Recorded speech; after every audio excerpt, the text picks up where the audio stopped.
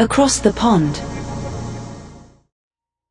Good evening and welcome to another episode of Across the Pond. You with me, UAP Lee, your host. I'm back again, and this time we've got some very interesting news to bring you, and we've also got an incredible guest as well. We're going to be joined by Professor Simon Holland, a man of science, a scientist himself, as the name suggests, Professor Simon Holland, and also a filmmaker as well, I believe. So, but we're going to talk about the science aspects of things tonight. So, Professor, thank you so much for joining us. It's an absolute joy. I guess I probably just have to slightly correct your introduction. Is that I'm a science filmmaker, and I don't have a PhD in science. I taught at a university. But I've spent my entire life working on Horizon, Tomorrow's World, PBS, Discovery Channel, National Geographic, and so when retiring from broadcast science, I have all these amazing contacts, and my life has been surrounded by scientists. So I there's a whole lot of really good science films that I like to bring to people, and and I know how to talk to scientists, but I mean, I guess I get things wrong. I make mistakes. I'm not a scientist, but I ask people who do know. Right? Well, scientists get things wrong too, so we don't need to. Well, that's the whole point of science, isn't it? Exactly. I mean, exactly. You update the science when you get new data. Yeah, no, that's the best thing about science. It's not a belief system. It's not a religion. True. And one of the things it's about killing your babies. One of the things I love about science is it's factual. It's data set. There's too much for me out there. Sure. It's just conjecture. I like to know how things work and know the science behind it. I've always had a fascination with physics. Pretty much from being an adult. Obviously, I was like any other child like me, getting distracted easily at school. You only find out in later life what you find interesting and take a passion in it. And physics is something for me that I just love. I really find it fascinating. So the reason why I've got you on tonight, good, Simon, is to chat about 3I Atlas. So we've got this interstellar object that's come into our solar system a number of months ago. First observed on the 1st of July, I believe, and it seemingly has got weirder and weirder since then. I think they hailed it as a comet initially. I think they're still thinking that now. However, the more and more the signs come out and the more and more things are discovered about this particular object, the stranger it gets and the more it doesn't look like a comet.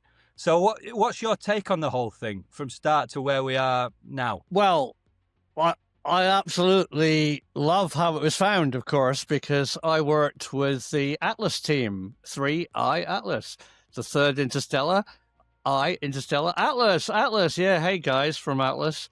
So they are a wide field asteroid hunter, both in the northern and southern hemisphere. They've got 2 telescopes in Hawaii, one in Chile that found 3I Atlas, and one in South Africa even. And so they've got both hemispheres covered. And what's unique about it is they take 4 wide field pictures every night, and they parse it. Anything that it doesn't move goes away, and anything that changes in brightness or moves, they find. And this object would never have been found by anybody else. It's right when they first spotted this incredibly fast-moving object, and they was like, "What is it?" It's right lined up with the center of our galaxy, so it's covered in stars. And if you look at the original picture, it's just star, and there's one wee thing that is hopping across at incredible speed, and that was the clue. Things in our solar system have a maximum speed, and this definitely was a visitor from afar. It was the speed alone was the proof that it had interstellar acceleration and had come from outside of our solar system. So that's super exciting. We kind of assumed that everything outside, I mean, it's still come from our galaxy, but it's very big, our galaxy. We assume that everything's roughly the same. But I think that's what's so interesting about Oumuamua and the second one that I can't remember its name, and 3I Atlas, is that they are Borisov, exactly. They are different, and we can't expect it to act like a normal comet. Comets come from the distant bits of our solar system, the Oort belt, or whatever it's called, and they have characteristics. They tend to be friable. They tend to have they evaporate as they get near the sun and have a distinct tail. This guy is different. This guy isn't from around here. It's alien, not like us. It's bad enough with another race, but fuck me, it's a monster from outer space. Sorry. Yeah. So if we, just to put it into context for people that maybe are tuning in and don't know too much about what we're talking about. When we're thinking about comets, or where we're thinking as far as 3i Atlas is concerned and what makes it peculiar, the first things that people discovered, and Avi Loeb mentioned it on a number of times now on various podcasts that he's appeared on, is that the chances of it coming in at the angle that it's coming in at as our solar system, because usually things come in like a Oumuamua, it came from above and it flew in and then veered off pretty much out the way it came. But then this one's coming in at an angle that's almost on the ecliptic plane. So it's the chances of it happening like that are 0.05% or something, of 1 in 500. Ridiculous. Sure. So that was the first thing that's obviously smells a bit funny. The second thing, obviously, is the comet's tail. Usually, as you mentioned already, when objects coming from outside the solar system approach the sun, the gases and whatever else is emitted comes out behind through solar winds and all the rest of it. Right. This thing has a tail to the front, and it's only now starting to show signs of a tail out the back, which is kind of peculiar. Right. So I'm not going to jump to the speculation that this thing is artificial. Some people do say that. And some people do still firmly stand by the fact that it's a comet. One thing I heard yesterday that was quite interesting, and I thought about it before I heard it, and someone else suggested it, a scientist, suggested the fact that once you start coming into our solar system, obviously you come into contact with crazy kind of levels of radiation, things that would harm individuals on board a ship, per se, or whatever biologicals there are on board said object. The fact that this thing's still throwing stuff out to the front, could it be a possibility, or could we say that it's not within the realms of possibility, that this thing could be creating some kind of artificial atmosphere ahead of itself to deflect radiation, much the same as our atmosphere does for us? A deflection shield. Right. What do you think of that potentially being theoretical? Well, I have no idea, but I think Avi Loeb really nailed it when he said, if you showed somebody a weird object from the 21st century and you're a caveman, they would look at it and go, this is a pair of headphones, and they would go, black rock. Because so at a very advanced piece of technology, we wouldn't necessarily recognize it. We would say, comet, and you go, well, it might not be, the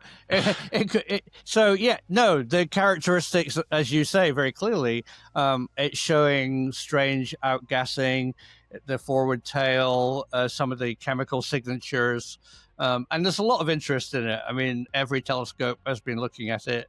I'm sure also radio telescopes have been listening as if there's any emission, EM frequencies being transmitted from it. That certainly happened with Oumuamua, because they were interested to wonder if it, was it a mothership gathering data from drones or sensors in our solar system, which have been monitoring Earth or something, and it was coming back. It was picking up that data. There was no evidence that it was, but in this case, again, it's coming very, very close to the inner planets, which is odd. We have to make it very clear that we are very lucky that we're going to be on the other side of the sun when it zooms past where Earth would have been. We're literally got our sun on between us and it, which is good. But what's it doing? I think the first any signs of it changing course slowing down, doing anything weird, obviously emitting EM radiation, frequencies or anything would be. And then the other big thing is how will it transit our star, the sun, and then go off? Is it on a course? Is it on a trajectory to go not round there and go away, but it goes around there and goes off somewhere else? You go, it's under intelligent control. There's nothing that we're seeing apart from, as you clearly said, its choice, or whatever's whatever powered it into our solar system has chosen a very direct course to the more interesting inner planets. Yeah. So there's, and again, just to throw some more things in there that just make this thing a little bit more strange. There's one thing that's been mentioned is the fact that this thing seems to be creating its own light, not similar with what would be bounced back off. I was very interested in and also another thing that makes that even stranger. I'm very sure. Oh, go on. Sorry. No, just when I heard the light thing, I just went, "Oh, that is super interesting." I think there's I'm really my real passion is a history of physics, and one of the most interesting aspects of physics are electron decay and photons, what makes light. And so when anything is emitting photons, we call light, it's going under through a very, very limited number of processes. And the most common process is that normal matter has become super energized. So electrons go out to a higher orbit, higher than they normally like to rest at. And then when they that energy is lost, they return to their more stable orbit and emit photons. So it implies, if the thing is glowing, it's implying to me that there's some energy source in it, or the speed of it through space could easily be a photon producer. I'm fascinated by anything that makes photons. Yeah, and just tying into that, what makes it, again, that, you could say that that's strange in itself, but then they obviously tied something to that, an irrational piece of logic, which is, well, this thing must be of a certain size. So estimations on the size of this thing were quite big, to say the least, initially. Maybe, rather in the hundreds of kilometers wide. And now what they've seen is that this thing is tiny, basically. And they've connected, obviously, with the amount of light that's been emitted from this thing and the consistency of which the light's been emitted.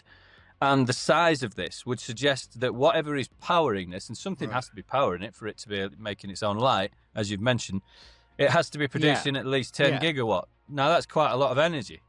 But on something so small, what the hell could that be that's creating that kind of energy that isn't artificial, that we know about with our current standard of physics? Yeah, I think we don't. I mean, apart from its energy of transiting, and it's going very fast, but if that's the power level, that's probably more energy than it would just be caused by movement, friction, and whatever, through space. It's quite likely that there's some processes going on, but that's why it's so interesting, because it's not from around here. It's out. It's a visitor from outside of our solar system. So I think when we talk about UAP or UFOs or aliens, I think we bring a human terror, planet Earth viewpoint to everything. And like the amazing announcement today of ancient life on Mars, which is brilliant. Well done, NASA. What they have probably found is ancient evidence of bacterial life on Mars, which is similar to what we see on Earth. But I think we're being blind. We're blind to a bigger picture. I mean, I really think that we have non-human intelligence here on Earth that UAP are real, they're global, and America needs to catch up, which we'll talk about. but they're not like anything like us. I think we are stranger than they are, and I think we can't keep on looking for things that look like us with 5 fingers.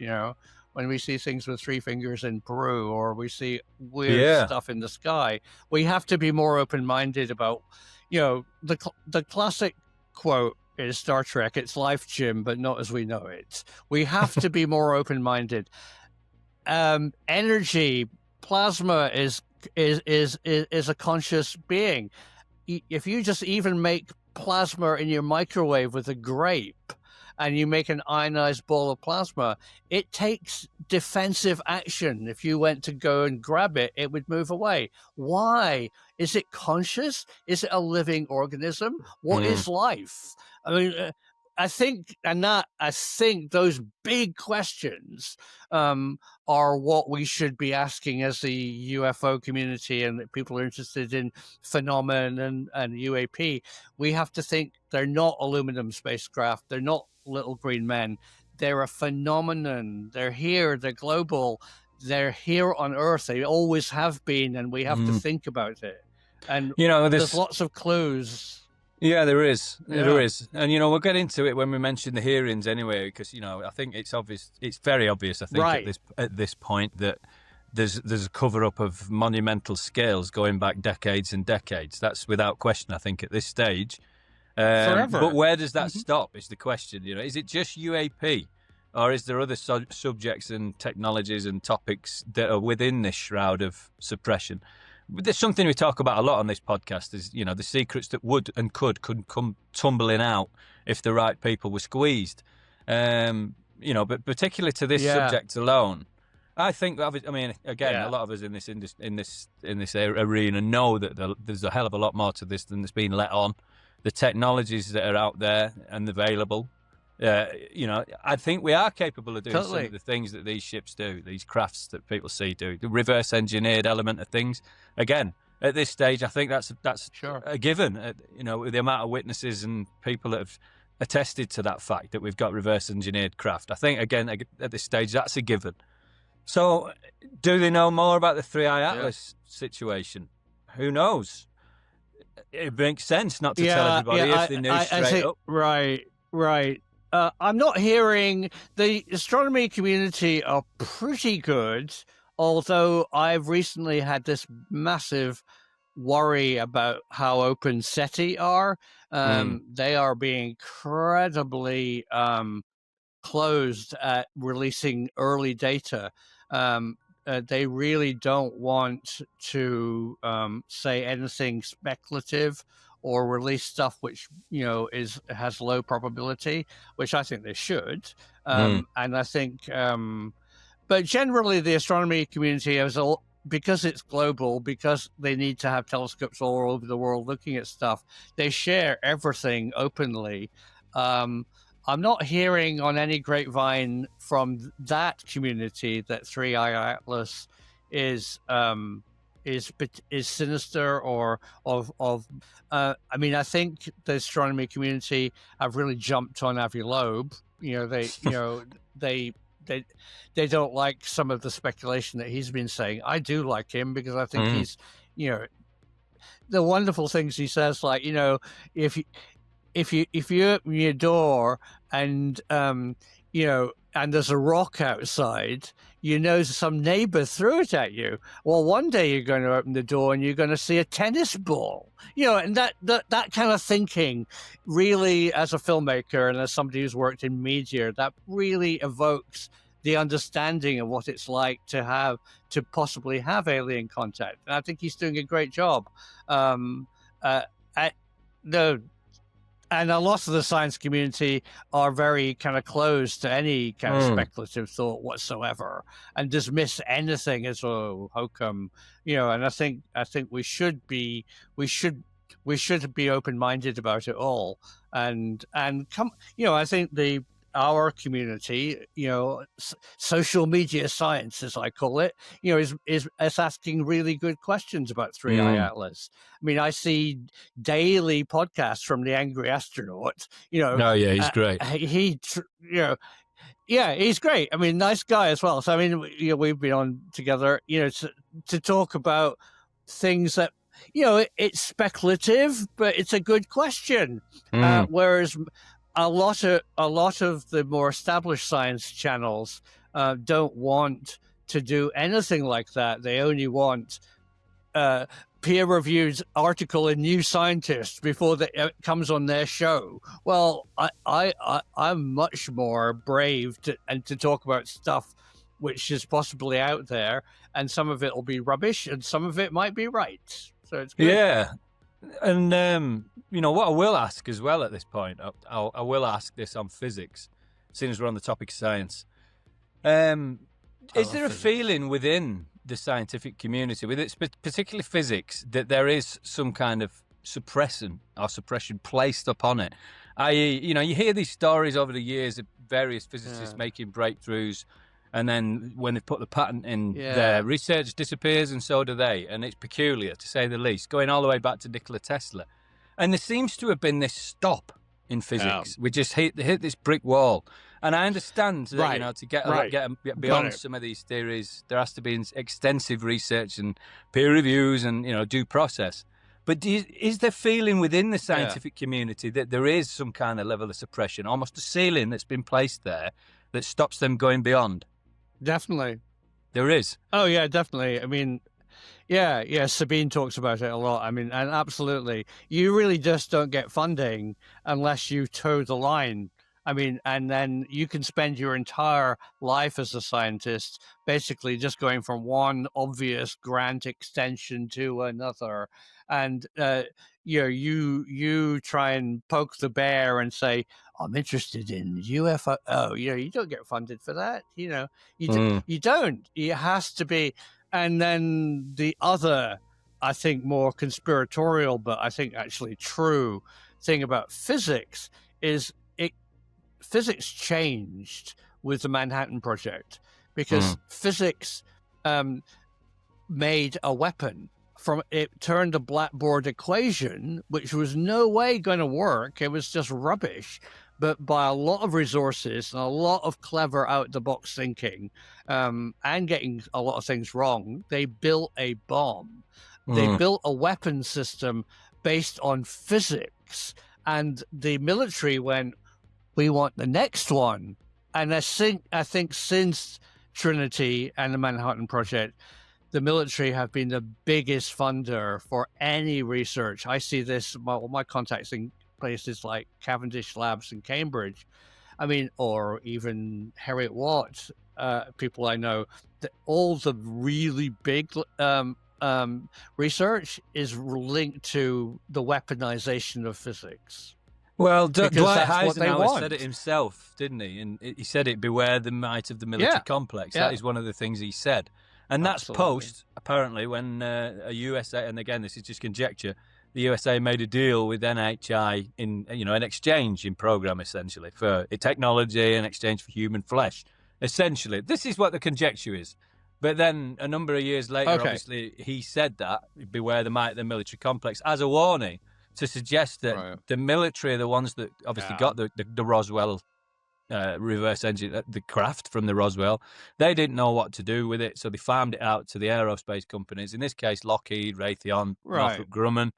And that, I think, is what he meant when he said beware the might of the military complex, because that technology and the potential for that technology then laid within the hands of non-elected officials, which is, again, what we see today. We see elected officials are essentially temporary staff. They're locked out. This is why we're having big issues with the UAP program right now, because they're just not letting these temporary staff employees, i.e. prime ministers, ministers of parliament, congressmen, etc., they just won't let them anywhere near it for that reason. It's too valuable information for somebody who's not going to be in office for more than 4 years to know. So there is a conspiracy there. People know about it, but it's the companies, isn't it? It's the multinational corporations that have got a lot to answer for on this, with the military.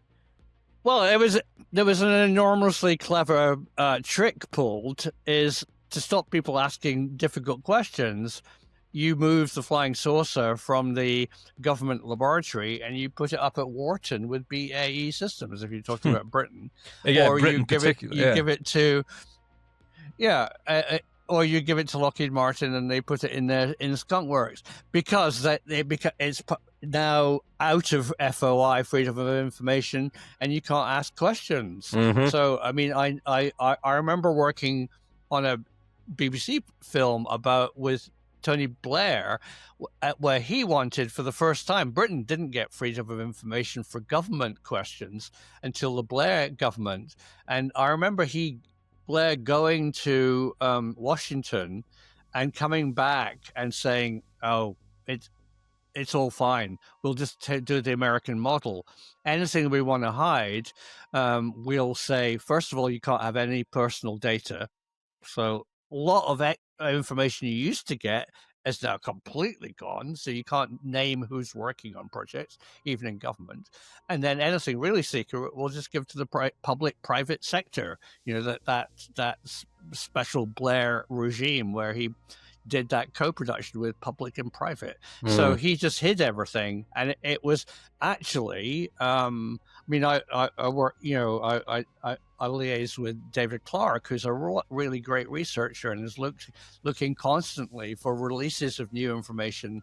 You know, at the National Records Office, whatever it's really called, and he says it's more locked down now than it ever was. He could go in there and read a government report with names, and then, as a good journalist, contact them, and that's led to the Calvin disclosure, and then the Condon report also, because you could actually nail it on actual people. But today, all those names are redacted, and we're living in a very closed.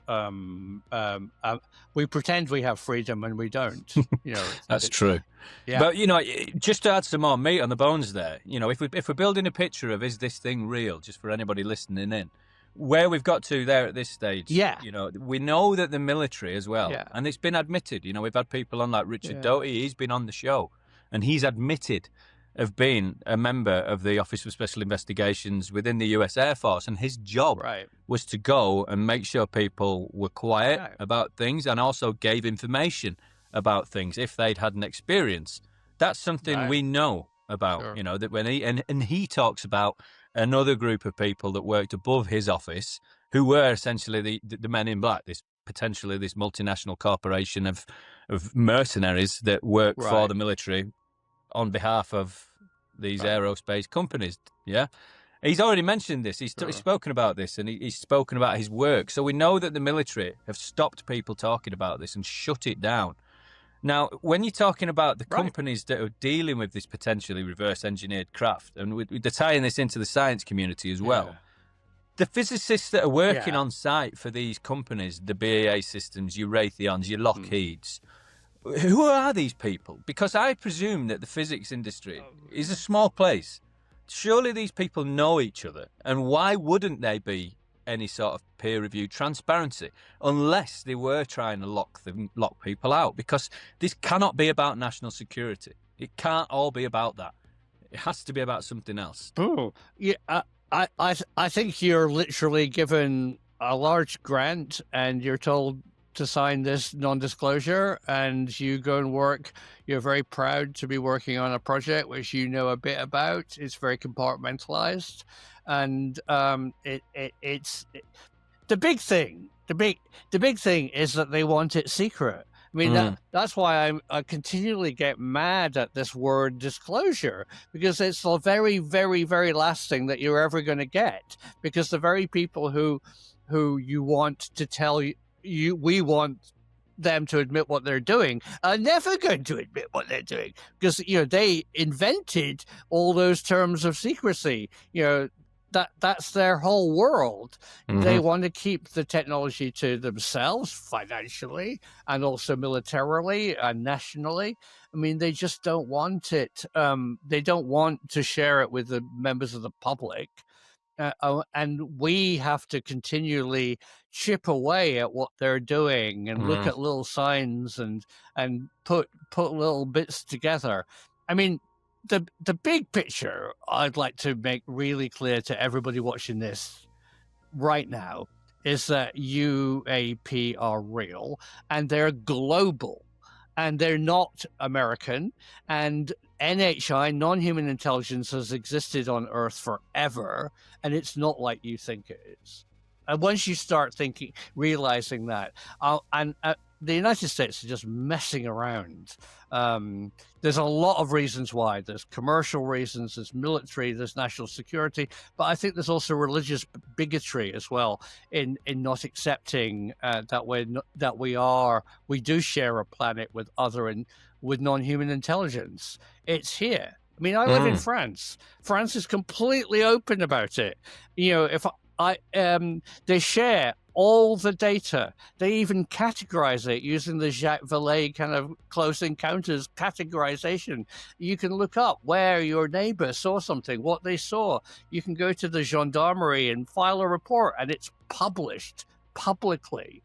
And then in Britain, you know, with, again, the Condign report, which was the report written by only 11 copies were ever supposed to be were made for very high up MOD officials to close the past UFO cases and to come to some summary. So when some annoying MP asks an annoying question to the Minister of Defense, they can look up what the Condign report says about UAP, and the staggering conclusion is UAP are real.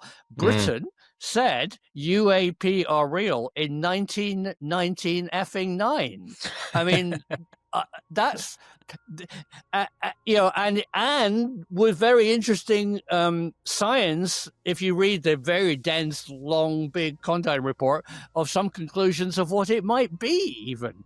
And it talks about incidents, and it also says that it's probably not a threat to national security. That was their other big conclusion. But the United States just needs to catch up with all this. I mean, get a life. I agree with you, and it's well, the rest of the world do as well. This is obviously a global issue, like you've mentioned. One thing I will bring you into, though, since we're talking about the science-based, absolutely. And one thing, like I said, I'm going to bring. What do you think of the defense sphere system of Patrick Jackson? What he's spoken about? That's you know, that's his data. He's shown this, and he's seen the patterns, recognized it, and he's put it out there now for the world to see. But when that's there, but then also he heavily links that into what Beatrice Villarreal and Dennis Asperg have been talking about as far as the transients are concerned, and he thinks that the transients are these defense sphere systems, but what he's suggesting is, and again, if you haven't seen this, viewers, this is pretty amazing. He's suggesting and shown and backed up with data that there is a defense, this system of AI-controlled spheres around the Earth that work in fours, and they basically defend the planet from outside threats. And this is, it sounds nuts when I say that. It sounds like something out of an Independence Day film, but it's very real. And this thing has been, and he's shown it all over the world. These spheres that turn up when there is a threat from the outside world or in the atmosphere, up or lower, whatever, and it gets rid of the threat, essentially. And it's linked to poltergeists and all of these various locations around the Earth.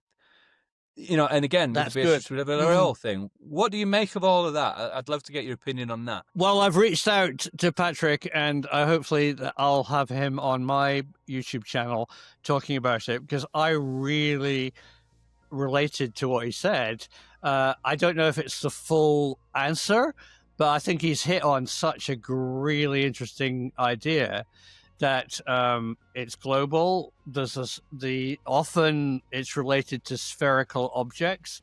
UAP are often seen as spheres. I've often said that UAP are probably plasma based, and they're not of our realm, and they also the sphere network. I think it's maybe bigger than that. I think it's been around for probably thousands or tens of thousands of years. I don't think they've just arrived to protect us stupid idiots. But the interesting thing, just to throw in on there, on that while it's fresh in my mind, one thing Patrick did say is that this thing seems to be updating itself. So although you've said that it's been around a long time, he's also said that the parameters of the way this thing operates changed with time, has evolved with time and the technology of humans. So although it may have been around for thousands of years, who's controlling it? Or who's updating this thing? Is it? It can't be human because it's been around longer than human. No. So yeah, there's evidence of the spheres, or there's evidence of things exactly like the spheres, way before we had any technology. So, I mean, we've really got modern physics and technology, electromagnetic physics, only for a couple of hundred years, really now. And these spheres and the type of things that he's describing really predate that. But yeah, I mean, is it constantly being updated? Is it there and modifying how it works? Because I've always been fascinated by how people see waves of UFOs. If you're actually talking about craft, I mean, you see a whole kind of bunch of balloons, and you see triangles, and you see saucers, and now you're seeing phenomenon. Why? Why are they going in? It's as if there is some kind of timeline. I think it's probably more about us and our perception than anything else. But I think I don't totally think he's got the full answer. But I think his questions he's asking are really good, and I think he's got. And I love how it's linked into poltergeists, supernatural, and dark shit. Yeah, because if I had to guess what all of this really is, I think it's something not of our realm. I think it is something that enters our perception system and our physics, our big state atomic physics of us being joined together atoms, whereas we're of course made of subatomic quantum physics, and we do have a slight perception of that, but it's only a fleeting perception. I'm sure that the intelligence just is only perceived by us as fleeting glimpses, unless it does weird things and occasionally injures people. I think that's one of the things that he said, and I've got a couple of things to mention on this, because we could do the whole podcast about just the Sphere Network alone. I'm sure we could. But one of the things that he mentions, Patrick Jackson, and you might be right, he's obviously touched on something. How deep on that subject he's gone, we're yet to find out.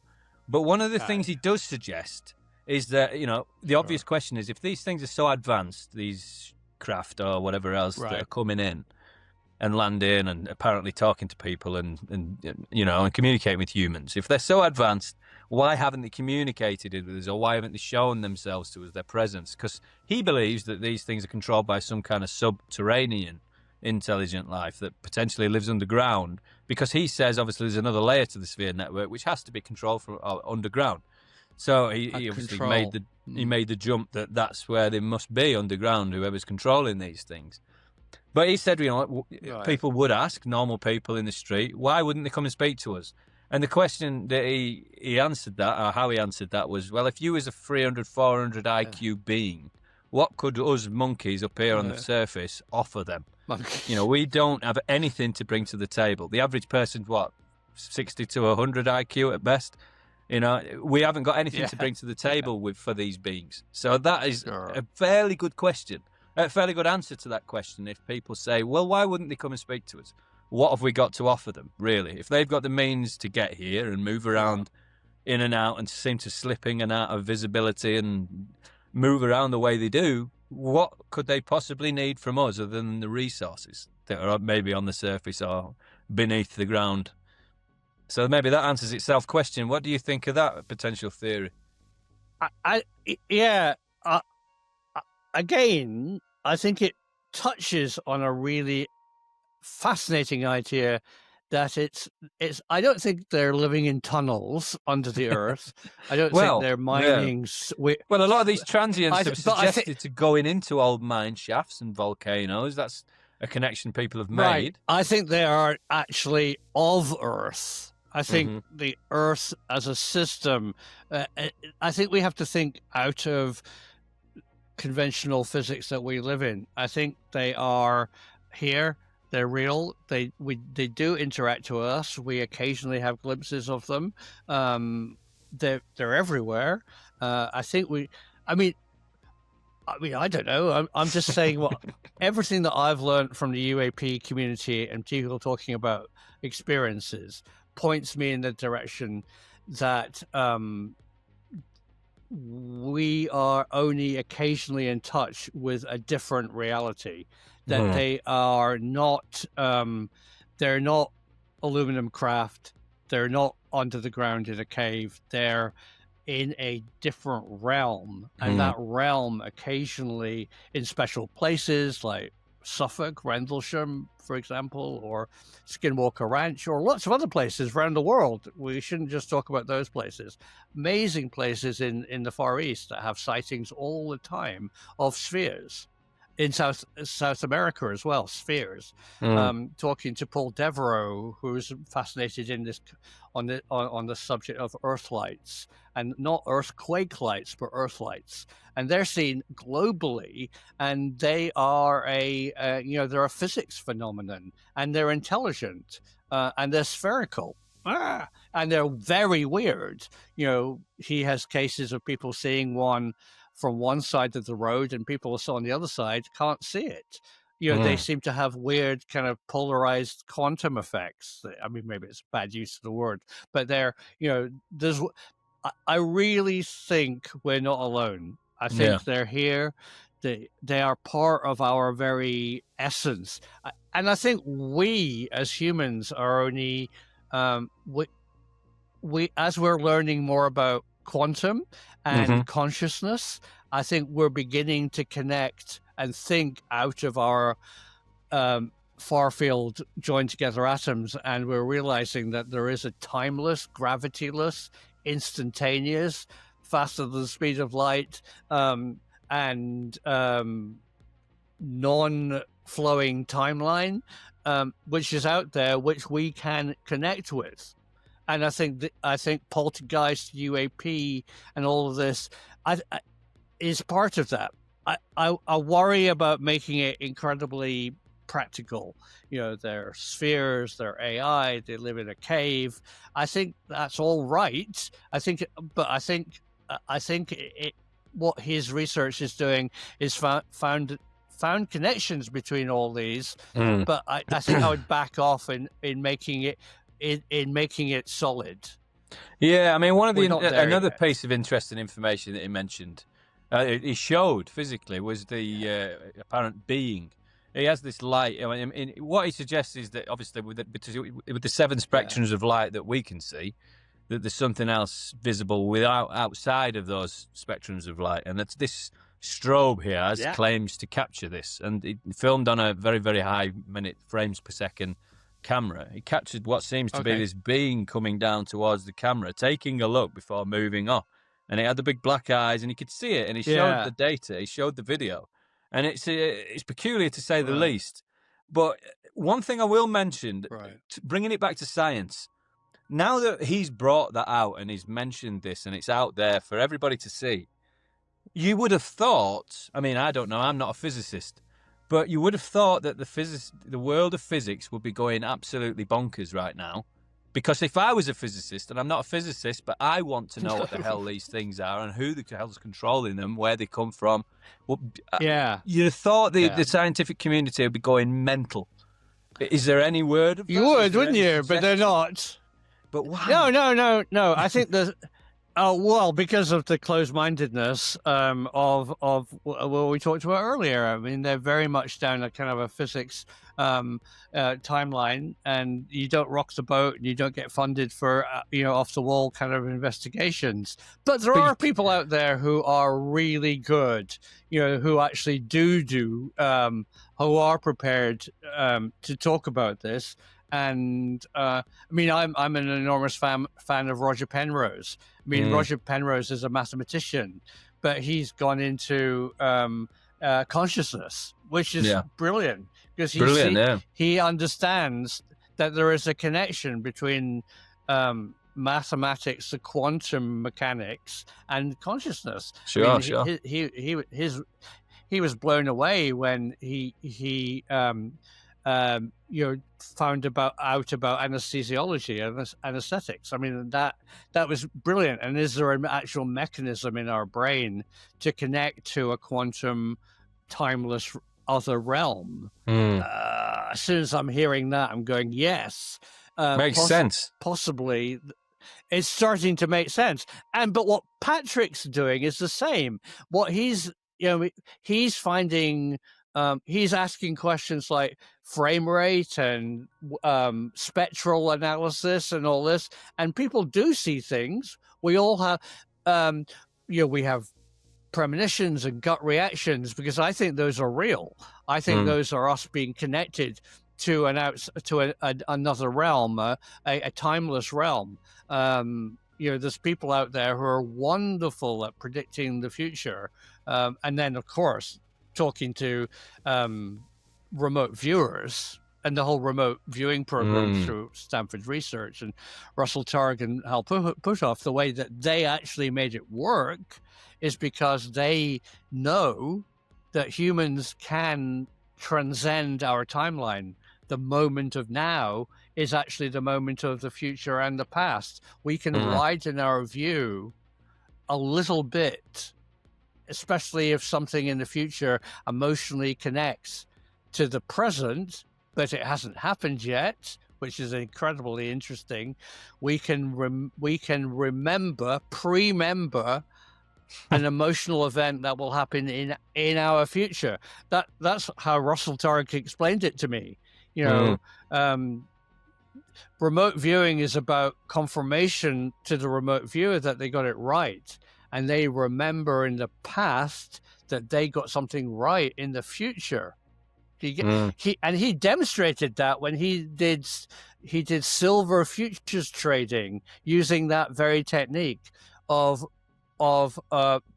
giving emotional cues to a remote viewer in the future, and that remote viewer in the present pre-membered the trigger that was about to happen in a week's time, and that trigger was related to the stock market or silver futures going up or down or staying the same, and they made thousands of dollars.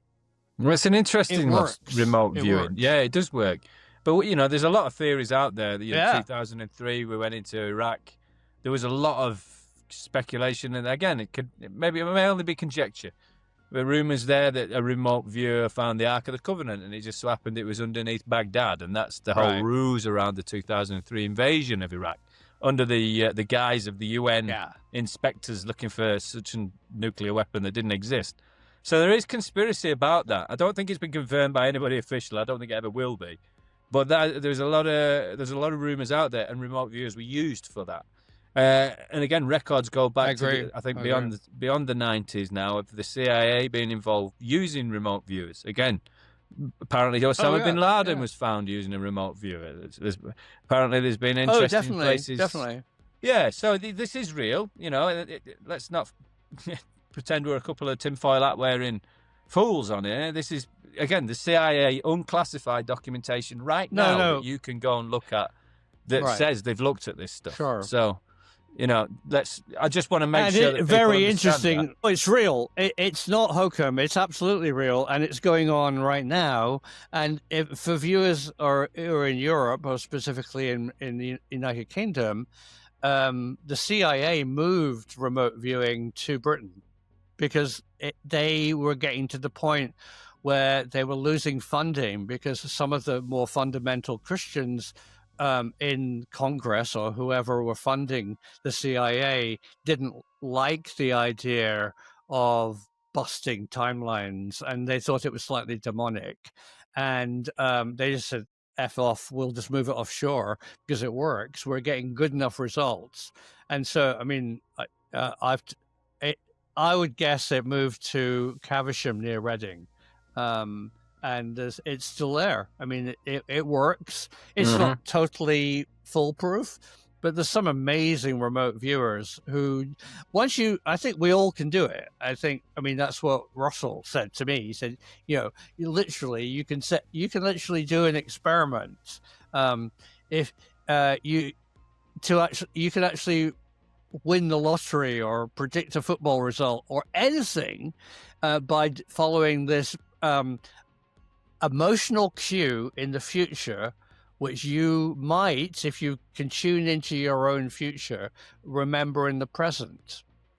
So you can, viewers at home, you can do this experiment. If you want to win a bet, when the thing that you're betting on is finished, say a football match, and you know the result, which you would get a good return at a betting shop if you knew the exact goals, for example, not only who won, but the exact, they would give you, say, 10 to 1. Well, hang on a minute, Simon. Let's make this practical. Let's make this practical. I'm a Manchester United fan, and we're playing this weekend. Let me get my notepad and pen out. I'll take some notes. Oh, you can no. You can go down. So it's a bit counterintuitive, but just listen how you can make money on Manchester. This is from Russell Targ, who ran Stargate for Stanford's research that was picked up by the CIA and turned into remote viewing and is still working, and it does work. Russell Targ also used it to make hundreds of thousands of dollars by predicting the futures market on silver. He will tell you that. You email him. He's an old chap. He's very friendly. He's good. But you can make money, Lee, today or tomorrow morning. You can actually win a bet on a big future game that there might be good odds if you could predict exactly the result. And this is how you do it, right?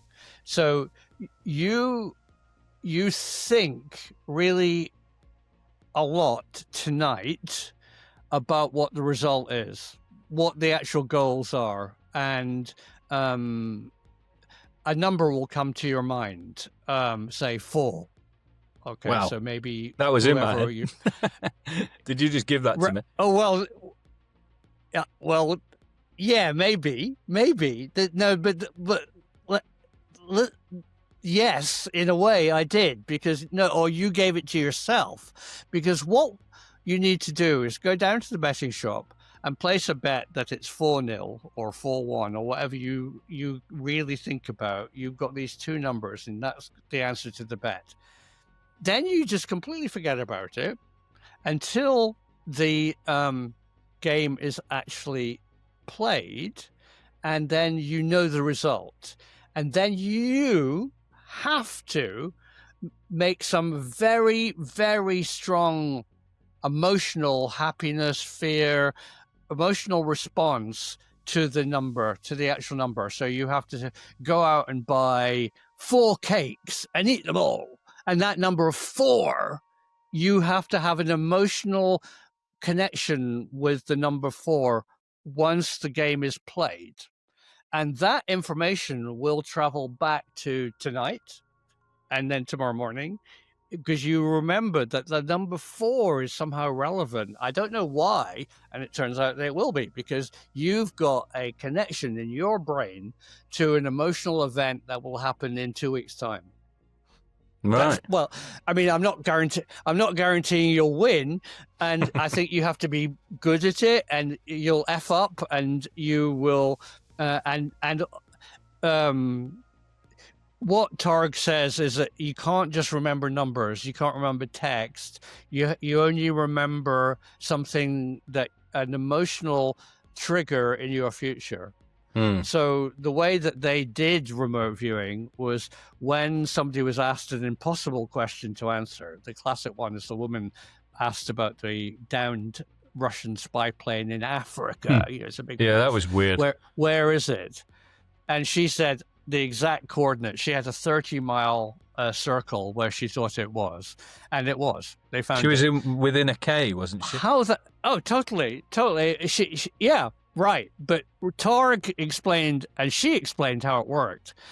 When the plane, she said where it was. When the plane in the future was found, she knew where it was, and she was praised by Jimmy Carter and Russell Targ and the CIA for getting it right. An immensely important part of her career to have a presidential, some amazing woman found the plane. President Carter, he said that publicly on TV, and that big emotional event in her future, she knew about in the past because she knew where the plane was because in the future it happened.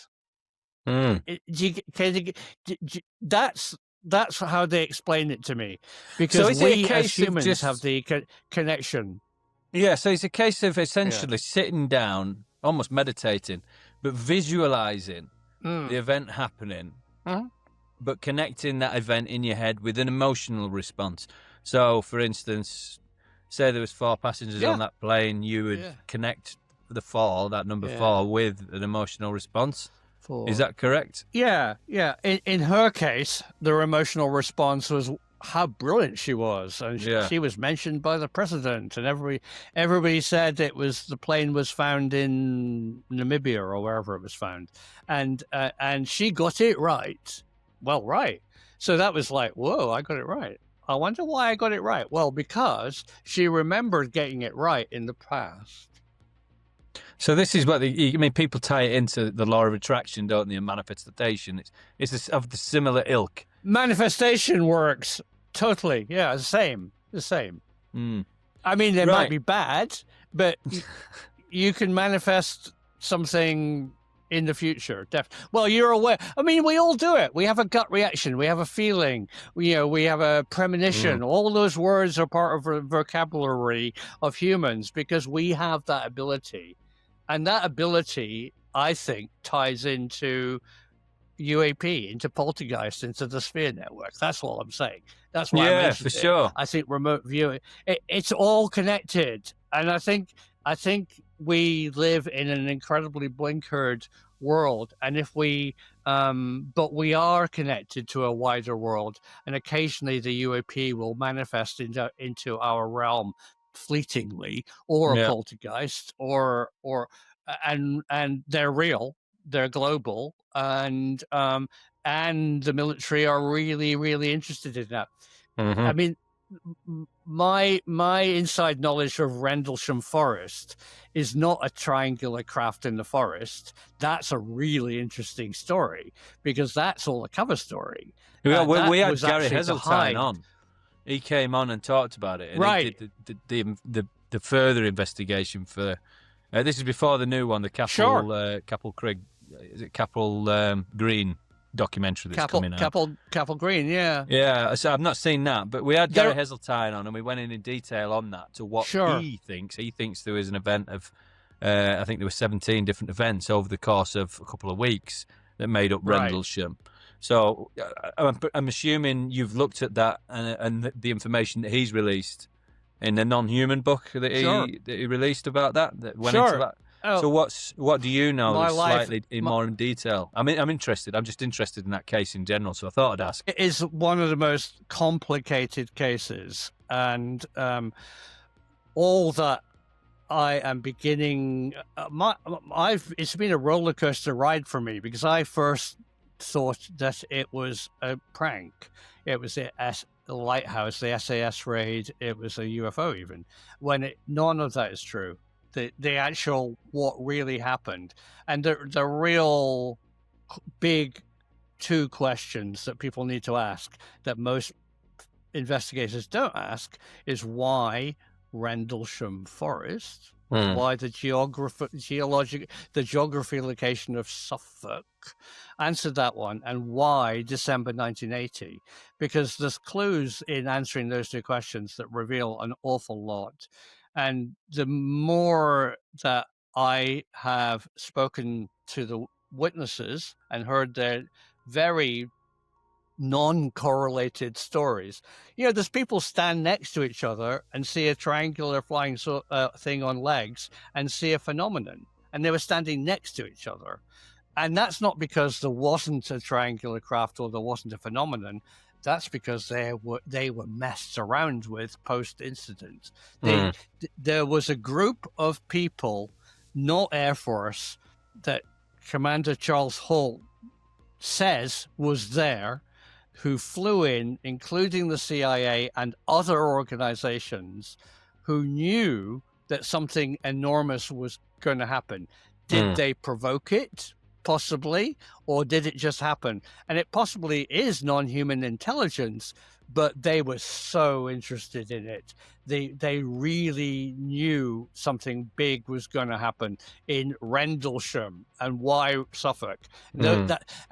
And all the peripheral reports and the witnesses don't add up. There's something much bigger to that story. Yeah, I mean, what Gary said and alluded to is the original story. I mean, we made the connection, basically, and I made the connection, and he didn't disagree with me, that Charles Holt, I can't remember the name of the other chap now, the one who had the notepad, that came to light a number of years later. Can't remember his name off the top of my head. Jim Penniston. That's Jim the one, Penniston, Jim Penniston. yeah. So apparently them two may have been gotten to, essentially, by people like Richard Doty, the Men in Black, because their stories fluctuated, and they were, like you said, there was the lack of correlation. But then there was Larry Warren and Bastenza as well, and their statements were very interesting, because this is what Gary said. They're the ones who essentially weren't gotten to, and what they had to say was very interesting on the subject. Oh, Adrian is the most PTSD suffering poor chappie I've ever spoken to. Adrian Bashenda is absolutely he was the person that was told by these men in black that weren't Air Force, OSI type people, probably CIA, very, very experienced people using drugs, using hypnotism, and using threats. He was shown bullets and told, bullets are 10 a penny. You need to change. He wrote a complete factual description of what he saw, and he was forced to change it. And was threatened. I mean, why? What are they covering up? You mean, if it was just if it was aliens, how did they know they were going to be there? Why was it happening in Suffolk? Who were these people? If this was a one-off case, maybe you'd think, well, okay, right, maybe it's rubbish. But then when you hear cases from Marine, Herrera, the new one, I can't remember. I'll never remember his surname. But where the Marines, the military personnel, and they're out on manoeuvres in various places around the world, one being the jungle, another one being a desert location in New Mexican desert, perhaps. And they've come across and they've come into clearings where there is big craft hovering above the ground, no noise, the classic UAP telltale signs, and then people in blacked out military kit with no paraphernalia, no vehicle registration, no plates, nothing. And this is something that goes all the way back to what Bastinza's talking about. These black kit people who've got no paraphernalia, no badges, no identification, no credentials. However, we all know and we all agree that they're incredibly highly trained, probably mercenaries. So that this is going back decades now, up to modern day, which is the Herrera story is incredible. He suggested that there was human trafficking going on, and this craft took off at incredible speed, no noise. But there was static electricity essentially in the air. You could feel it. And they were threatened at gunpoint by these men in black, these people. But they were threatened, right? They were threatened, right? Right. So this thing goes all the way back. No, there's a big, exactly, definitely. The weaponization of UAP is the term. I mean, I think people have studied it. I think technology has been recovered, and I think it can be controlled to an extent. And it's not what we think. I think we can make some of the technology work in our physics, but I think there's a lot of questions. I think I'm talking to physicists like Jack Sarfati. He says the Lockheed Martin, the DARPA are idiots. Which is why you're saying that, Jack. He says, well, the real physics is they don't know. They just don't. The real physics of time travel, of quantum materials, they're clueless, he says. They're meddling. They might have built a one or two little, Yeah, that's been corroborated since by Bob Lazar, as you know, and that was in the 90s, the early 90s. And he says they had no idea how this worked. They just saw it. I mean, he worked on the propulsion, didn't he, particularly? And he said they had no idea how it worked. Now, whether what you mentioned of Bob Lazar and what you think of him, whether he's got what he says has got credence, but I believe him. I just think it's too fantastical to lie about that, and information's come to light since then that matches up to what he said. So it makes sense that it adds up to me.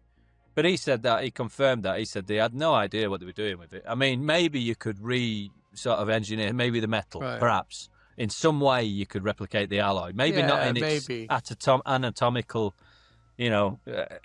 perfection, but maybe you could get 60% of the way there.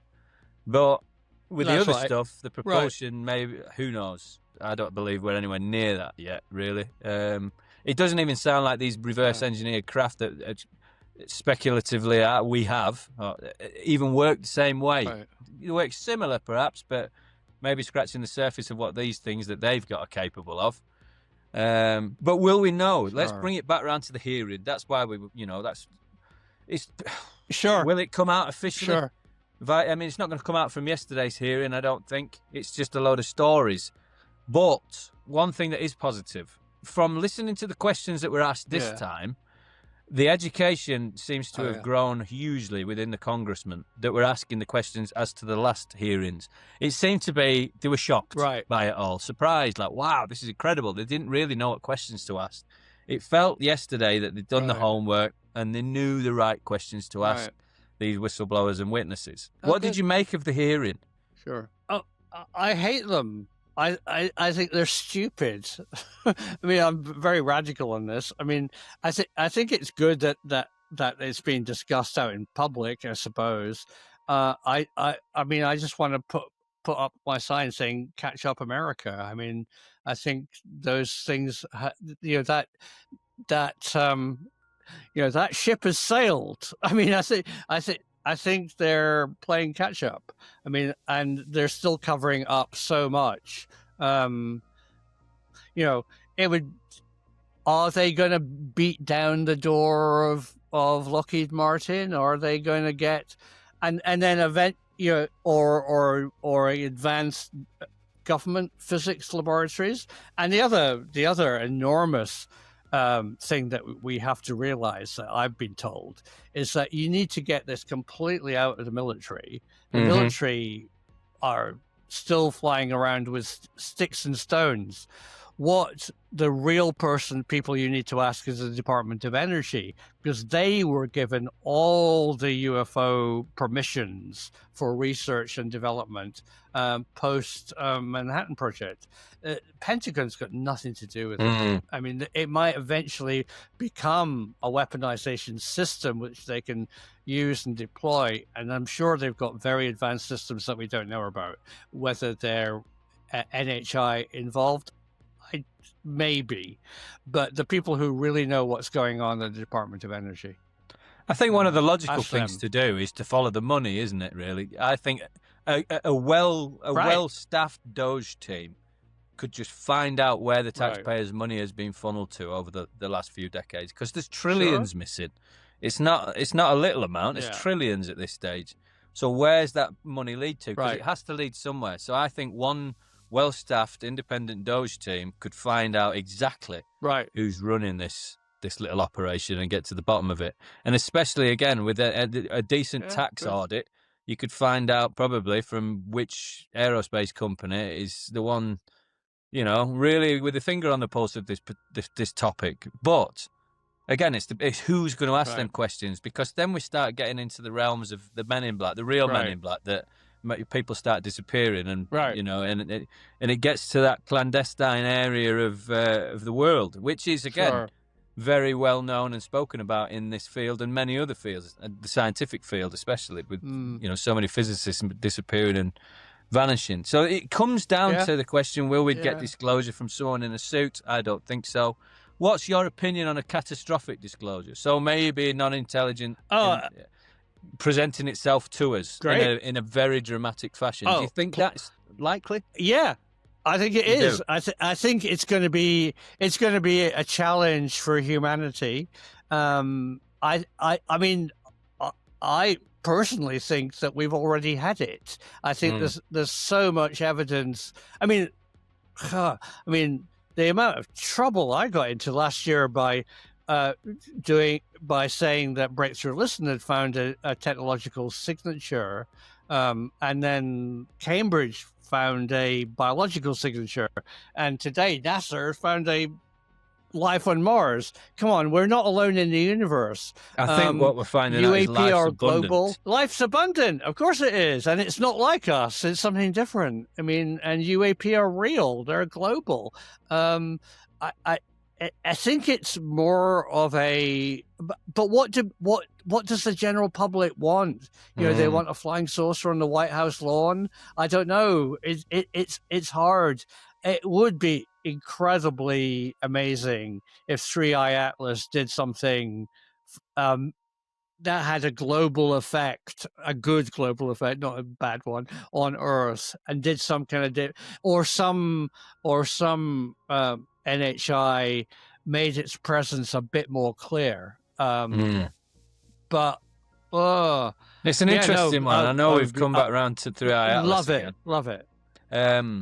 Sure. In the coming months, we're saying so at the beginning of October, it'll make its closest pass to Mars, won't it? And we'll get a picture, clear images, the clearest images that we'll get so far, taken when it passes Mars from I can't remember the name of the whatever they've got orbiting Mars at the minute, but that's what they're going to use to take the pictures and send them back. So we'll know more at the beginning of October. By the end of October, it disappears around the back of the sun, and we won't see it again till early December, I believe. Is that correct? And then that'll when it'll have and then we're very interested in where it's going to go. Exactly. Right. So the interesting things that could happen now is we get an image of this thing, and we do see some very peculiar, potentially intelligent design on this thing. I mean, there's a lot of things already we've discussed earlier on that could suggest that this thing is artificial. But we'll get the images early October. What we're looking out for really is a course correction, a change of speed, anything peculiar like that. Anything that wouldn't be Christmas for sure. Natural.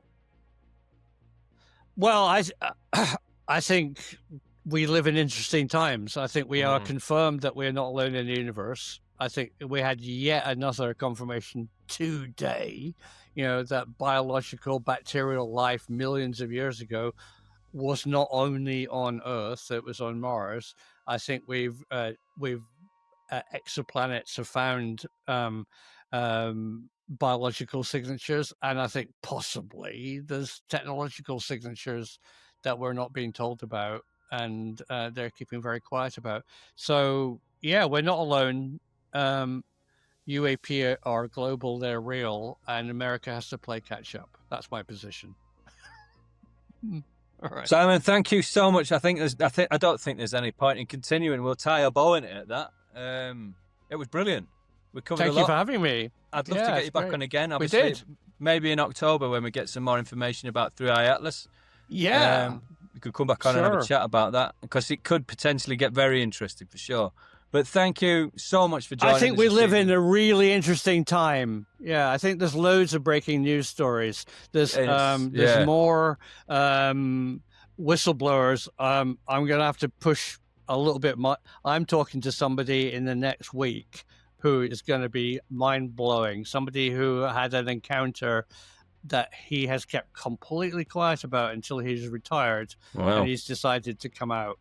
Ex-military? And so that's coming up.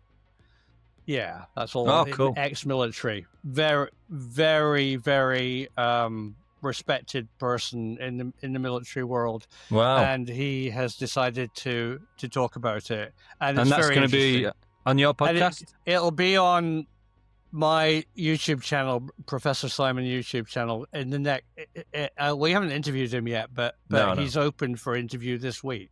So as soon as they do it, hopefully it'll be published next week or in the next 10 days, say like that. Well, we look forward to that. So that's going to be big.